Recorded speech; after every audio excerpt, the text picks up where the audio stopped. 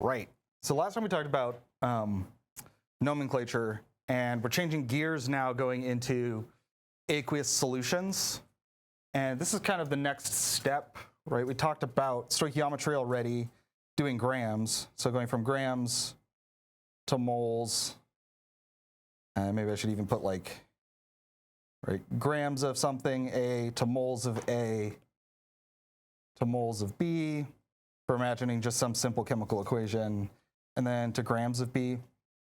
And this is sort of transitioning into another way that we measure things based on their moles in solutions.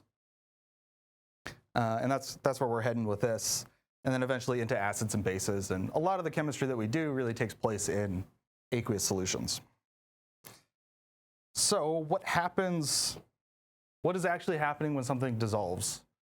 Right? So if we look at something like salt water or sugar water, they're both homogeneous mixtures of either salt and water or sugar and water, sucrose in this case. And then as you stir either substance, they'll dissolve. So what's going on there? So when a solute dissolves, and a solute is the thing being dissolved into the solution. That's usually a solid until you add it to the solution.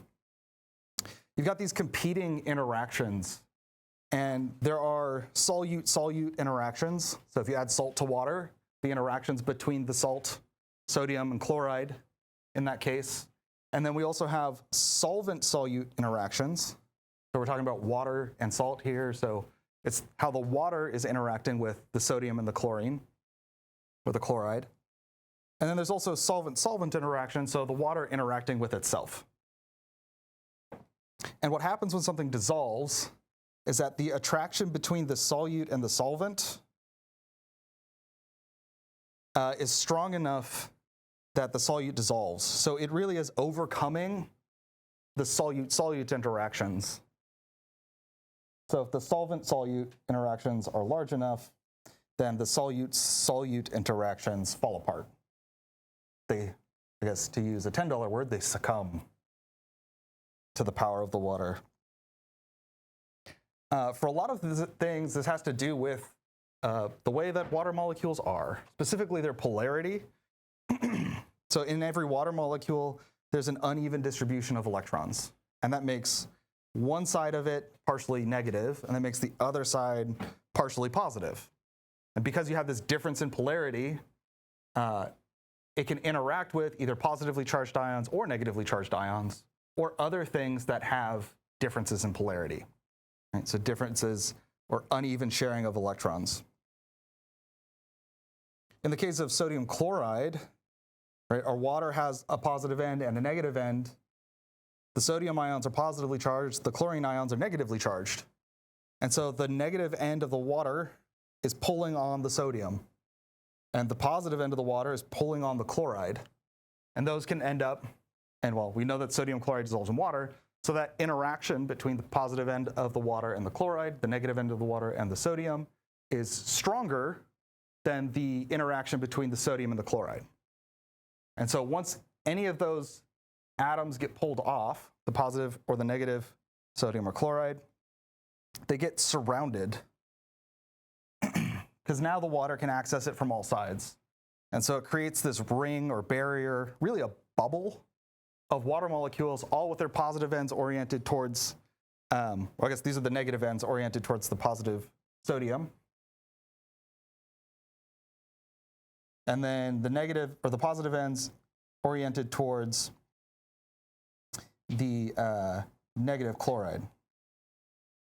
And once that happens, there's no way for that positively charged ion to even see the negatively charged ion in the solution. They're completely just sort of walled off from each other, but it allows them also to be mobile within the solution. Because this bubble containing that positive charge can move freely throughout all the other water molecules. All right, and then this is where we're going to jump to the very end. So that doesn't happen, or well, actually, I should say that also happens on slide 54 now. That also happens with things like sugar molecules.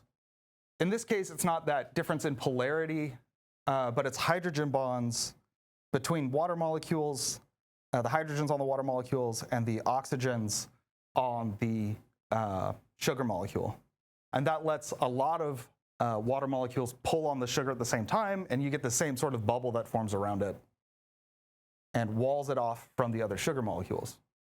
Of course, for salt or water, or salt or sugar, if you took these solutions and you removed all the water, then you're removing the thing that makes up that bubble that separates from the other ions, and they'll form back into the solids. Neither sugar nor salt will boil away with the water. And then there's also a fundamental difference between these two things, the sugar or the salt. The salt solution is called an electrolyte. And that comes from its ability to conduct electricity when it's in solution. So substances that dissolve in water, to form a solution that will conduct electricity. So it can conduct electricity because it's got these positive and negative charges. And so they're able to ferry sort of current through the water. Non-electrolyte solutions are exactly the opposite. They do not conduct electricity when dissolved in water. So anything that's molecular that dissolves is most likely going to be a non-electrolyte. Any ionic compounds that dissolve will be electrolytes, right? Because ionic compounds are, by their very definition, made up of ions.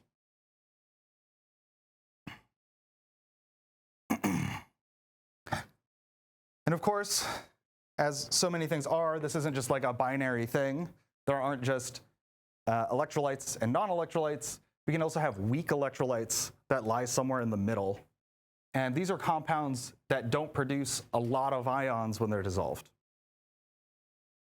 And we'll talk more about acids and bases later, but strong acids, let me think about it. Now, most acids are weak acids. Strong acids, though, when you add them to water, they completely dissociate. So you get that separate, like or hydrochloric acid here. All of the hydrochloric acid becomes H+ and Cl-.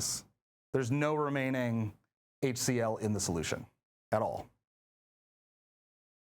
For a weak acid, most of the molecules that dissolve into the solution actually remain as the molecule. Only a small portion of them actually dissociate into the ions. So hydrofluoric acid is one of them. You'll get some amount of hydrogen and some amount of fluoride. This is acetic acid.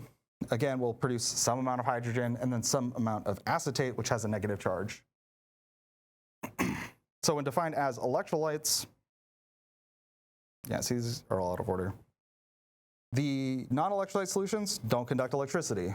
So in this example, we've got this sugar solution, light bulb doesn't light up, which also, this is like the definition of what you should not do with electricity, right? If you, like tap water, especially around here, is hard enough that it will conduct electricity probably. Weak electrolytes will conduct a little bit of electricity, but not very much. They act like a resistor. And then strong electrolytes essentially provide no resistance to the electrical current, and the light bulb lights up nice and bright. If you took Chem 20 here, you probably did this lab. You walked around, you put the beaker of solution onto the electrodes, which again, seems a little bit sketchy to me. The electrodes are protected on those though, so come back up here. So strong electrolytes, again, this is just to summarize, are substances that dissolve completely as ions, and they include soluble ionic compounds, strong acids, and strong bases. And then weak electrolytes dissolve mostly as molecules. They don't dissociate into those individual ions, and because of that, they only weakly conduct electricity. So real quick, do some of these examples. So which of these aqueous solutions would conduct electricity?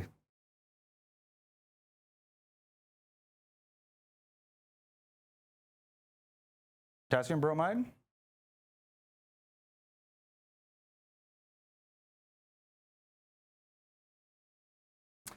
Yeah. Potassium bromide will, for sure. This one is, what is that? Glucose?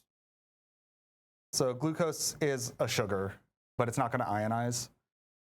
What's this last molecule? Does anybody know? Methanol. Yeah, methyl group, 1 carbon. Change the ending to OL, methanol. I know we didn't cover those specifically, but that's methanol. Methanol doesn't ionize either. So neither of those will ionize at all, so you won't even get a weak electrolyte from those solutions. Okay. So why did I need to do all of that before we talked more about solutions? Well, I wanted to cover electrolytes because they're important for the way that we represent aqueous reactions, or the ways that we can represent aqueous reactions. So for adding these things, like especially ionic compounds to a solution, when we add them to that solution, as we just covered, they don't stay as those molecules or those formula units. They separate out into all of these different ions. And we can, we can represent that better than a molecular equation. So molecular equations are the ones that we've been using already. They represent everything as if it was a molecule or a formula unit. The better way to represent some of these solutions that really you can choose to represent them as is a complete ionic equation. So taking all of these different species that might dissociate and representing them in an aqueous solution as those dissociated ions. And then that can let us do something, or that can let us create net ionic equations where we ignore all of the ions that aren't actually participating in the reaction. Because a lot of the time, you're going to have stuff that's left over, right? From that, well, did a bunch of those calculations, and the molarity of leftovers, or not molarity, I guess, limiting reactant and leftover, I guess molarity of, not molarity of, the leftover ions. Leftover reactants, good gracious. Probably shouldn't drink any more of that Rockstar. So the net ionic equations are nice, though, because they can really abbreviate these chemical equations. So this is why we needed to cover electrolytes, because it's the strong electrolytes, which are soluble salts, strong acids, and strong bases. Those we write out as their individual ions.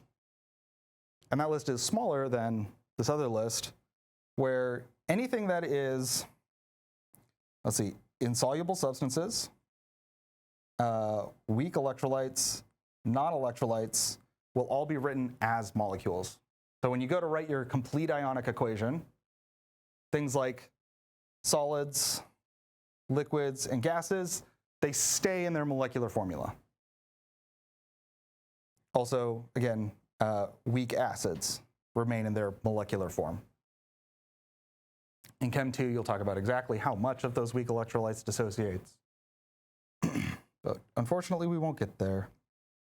So here's an example of a molecular chemical equation, and then written out as the complete ionic equation. Everything is separated out into ions except for the lead chloride, which would be plumbous chloride.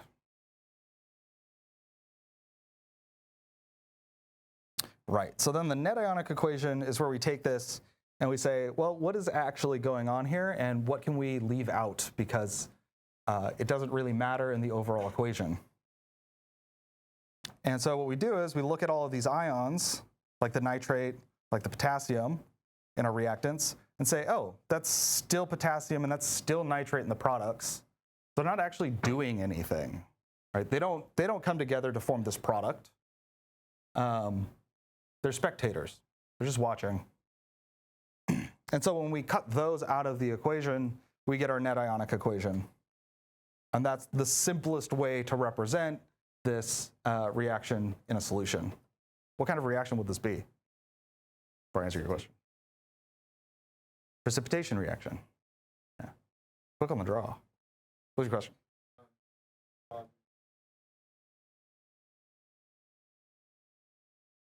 Yeah, you should always, yes. Yeah. So when you write them out as ions, you need to include the fact that it has certain charges, because that's the way it does exist in the solution. And you should be writing out, the states, especially if you have something that ends up being a solid, because you need to know that that's a solid so that you don't separate it, or to know that you need to keep it after your net ionic, or for your net ionic. Yeah.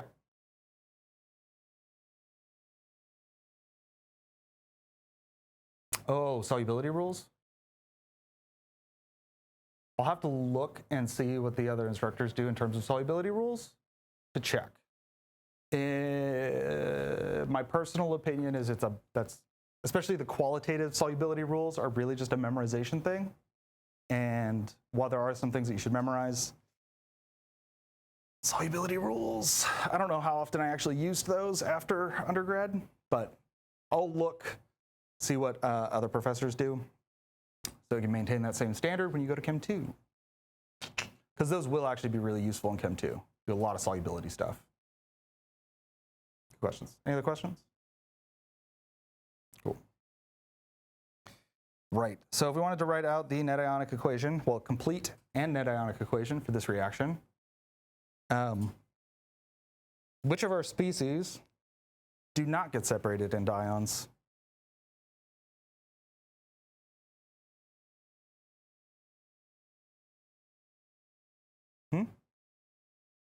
Oxygen and hydrogen? Well, I guess our choices are hydroiodic acid, barium hydroxide, water, and barium iodide. Which of those would not be an electrolyte? Water. So part of the way you can check this is, well, again, we haven't quite gotten into acids yet. Is hydroiodic acid a strong or a weak acid? Strong acid. I think the only weak binary acid is hydrofluoric acid. So yeah, this is going to dissociate. This is a strong base. So any metal with a with hydroxides is going to be a strong base. Water is a liquid, so you can definitely, without knowing like weak acids or strong acids, any liquid, gas, or solid is always going to stay as its molecular formula.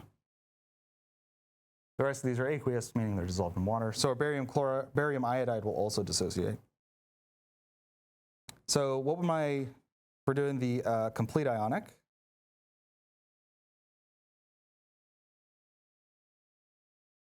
What would hydroiodic acid separate out into? What are the ions?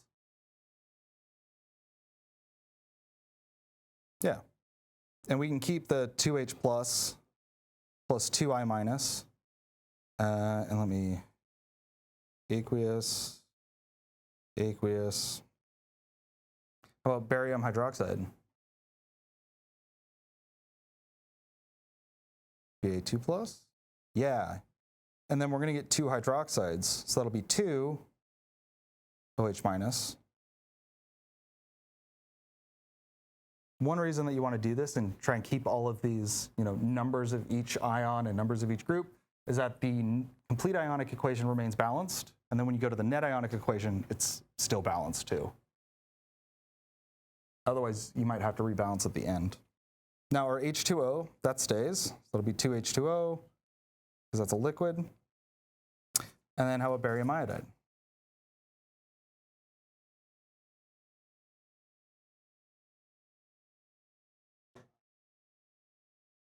Yep, plus 2, minus, aqueous. Cool. And what's the difference between the net ionic and the complete ionic? What? Yes. In the net ionic equation, we kick out all the spectators.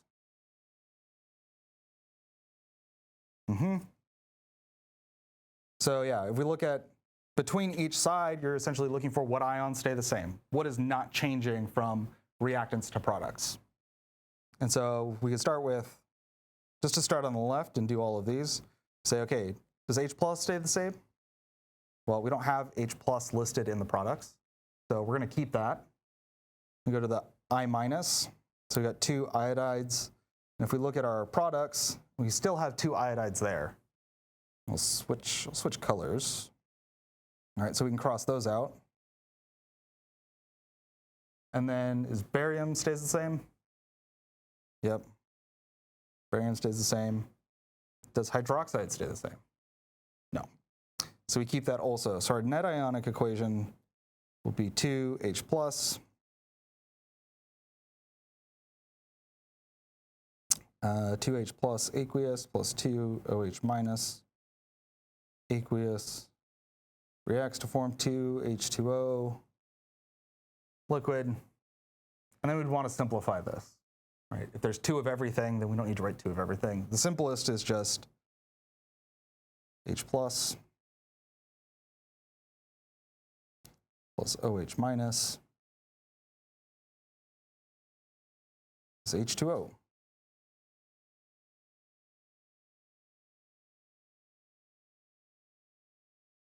So what kind of reaction is this? A certain type of reaction that always has the same net ionic equation. What? Hydration? Can't hear. Hydration? Not hydration, but good guess because we do form water.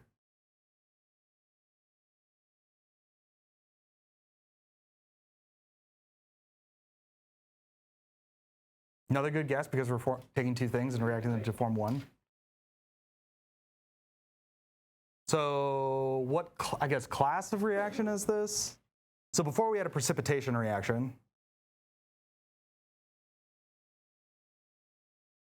Yeah, it's maybe it's a bit of a stretch. I mean, we haven't gotten there yet, but this is an acid-base neutralization. So hydroiodic acid is an acid. Barium hydroxide is a base. And for every acid-base neutralization reaction, it always ends up with the same net ionic equation. So in some ways, you could like take, if this just asked for the net ionic equation, you saw it was an acid-base neutralization, you could almost just write out this net ionic equation without having to do the rest of it. Yeah.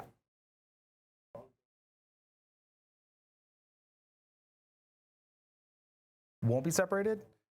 Liquids, gases, solids, and weak acids. So here we didn't separate the water because it's a liquid, subscript L. Okay, it doesn't take long. Okay. All right, let's do just a little bit more. Right, okay, so that's a better way that we can represent, and really, I guess I say it's a better way, it's maybe a more accurate way if you wanted to look at exactly what's happening in an aqueous reaction, especially one that's occurring with strong electrolytes, right? More accurate, and can let you simplify things. Now we're going to talk about solution concentrations. So the idea of concentration is really just how many moles of one substance are dissolved in another. Again, most of the time we're here, it's going to be water. Yeah,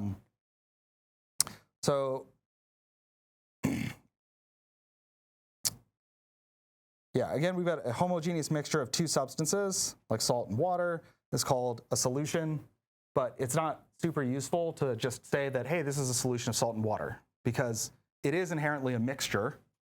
And so there could be varying amounts of water, right? You could have something as salty as the ocean or like the Dead Sea, where there's a lot of salt dissolved into that water, or you could have just a little bit of salt in the water.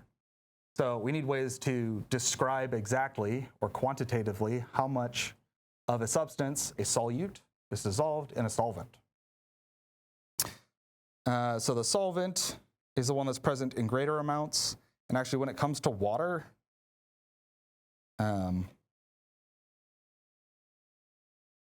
so like water is almost always the solvent when involved. So if water is part of the solution, water is usually the solvent. There are things that you can dissolve, like you can dissolve more sugar, I think especially fructose, You dissolve more fructose in water than there is water. So, at least by mass, yeah. You can dissolve a lot of fructose in water. That's why they use high fructose corn syrup in sodas, because you can dissolve more sugar. You couldn't dissolve that much cane sugar. You'd have crystals in the bottom. And then your solute is the thing that's present in a lesser amount. And then you could have more than one in a solution. In fact, any reactions that we do are going to have more than one thing dissolved in the solution. And then aqueous solutions we talked about, where water is the solvent. So to talk about things qualitatively, so qualitative is like describing the qualities of something. It's not really getting very specific. So qualitatively, we could talk about dilute solutions or concentrated solutions. A dilute solution has a small amount of solute. Concentrated has a lot of solute. And that's useful sometimes. But more often, you're going to want to use quantitative language or quantitative descriptions. So quantitative tells you exactly what the quantity is, right? How much is actually in the solution. And the primary unit we're going to use for that is molarity. And molarity is the amount of solute in moles divided by the volume of the solution in liters. Or this volume of the solution is going to be solute plus solvent.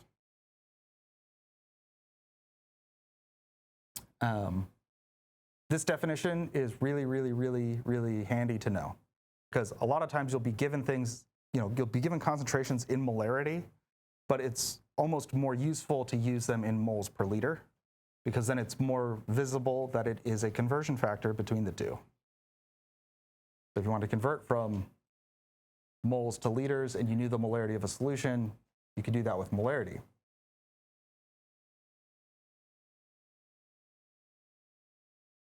In general, if you wanted to prepare a solution of a specified concentration, you'd calculate exactly how many grams you need to add it to, this is a volumetric flask, and you add your solid first, and then you add some water. In a volumetric flask, it's really hard to mix anything once it's filled up past sort of the start of the neck, because there's no air for the water to move around. There's no way you can actually make the, you gotta put the magnet on the door. Yeah, I forgot. There's no way to actually make the solution mix unless you like spin it, because the water just won't move. There has to be room for it to slosh around. So you add a little bit, don't fill it all the way, mix it really well, and then in a volumetric flask, there's a line or a mark, and they're designed to very precisely and very accurately give you 1 liter or whatever the specified volume is of that solution. And then once you've done this, you still have to mix this further, and you do that by inverting the whole thing, because once you pour the liquid into the top, this whole column here won't be very well mixed with the rest of it. The deceptive thing about liquids is that unless you actively mix them, diffusion is very, very slow. So like the passive mixing of the molecules just like spreading through the liquid happens incredibly slowly. No, if you, I don't think this would mix on a vortexer. Not very much. Because even with the vortexer, you need to have room for the liquid to like move to the sides and actually swirl. And here it would spin the bottom of the flask. And so you would get some mixing because of friction on the sides of the glass, but not very much. So you really do have to invert it like 50 times and rotate.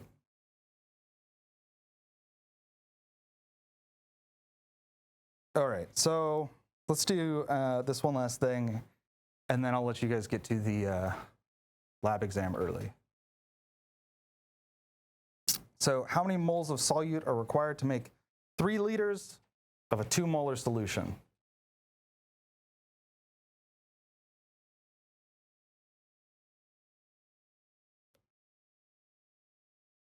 But how would you calculate it? Yeah.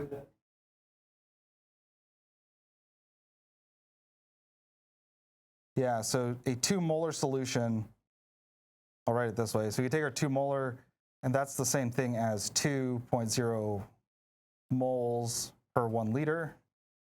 And now we've got a conversion factor. So if we start with 3.0 liters, multiply that by 2.0 moles per 1 liter, liters cancels, and get 6.0 moles. So remember unit analysis when you're doing solution stuff. Pretty much, you almost never want to, when you're writing out a chain of reactions, put molarity as the first thing in that chain. It's almost always going to be either moles or liters that you write first, and then you'll use the molarity after that. And it just makes the whole process of writing out your whole chain of conversions so much nicer. Because while technically 2.0 moles per liter times 3.0 liters is still going to give you 6.0 moles. I don't know. Maybe it's just me, but it feels better to do it the other way. All right. Any questions? How much do you guys remember solutions? Molarity. Pretty good. Okay. How's about good? Nah. Kind of meh. All right. We'll cover more. I mean, there's several examples in here too. Part of the key is to just remember this, that molarity is equal to moles per liter. Do you have a question or just stretching? Okay. Yeah, that'll get you through a lot. All right, there's no more questions.